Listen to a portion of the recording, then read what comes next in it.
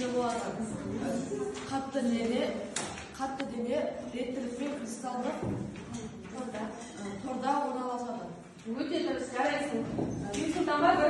Ал, бұл жерде балалар сәйкестендіру тез. Мысалы үшін атом қай номерді анықтамаға сәйкес келеді, қасынан номерін жазып қоямыз. Мысалы, атом қай номердегі анықтамаға сәйкес келеді, атомның қасынан номер жазып қоямыз. Олар қасын 5 деп қоямыз. Саны тез жылдамдатамыз. Ата дейді. Және не үшін дейді? Қолдарында суретке мен қойып қойған. Ал ортаға шығып айтамын.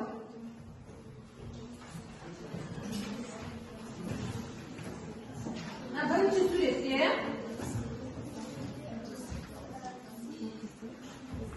не көп? Жаяу адамды ма, әлде коньки киген баланы аянда ма? Қысым қайсы заң деген не екенін жаңа айтып қой, Паскаль деген ғалым газдар мен сұйықтардың ішіндегі қысымның қандай болатынын зерттеді. Соған толығырақ түсіну үшін біз қазір тәжірибелік жұмыс жасаймыз. Тәжірибелік жұмысты мен бөліп беремін. Және практикалық сабақтарын беремін.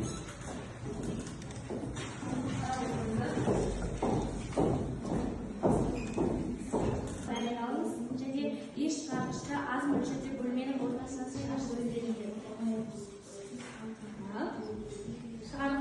Иіс жасқаннан кейін кім бірінші иісті сезеді? Бірінші иісті сезеді, сол белгілерсін. Сол кезде нені көреміз? Судың бар жағы бірдей бағытта, бірдей мөлшерде Тараған. Демек, сұйықтарда сұйықтың қысымын азайтқан кезде сұйық не істейді екен? Барлық бағытқа бірдей көлемде тарайды. Ол Паскаль шарымен жасалған тәжірибе және осы сынып бөлмесінің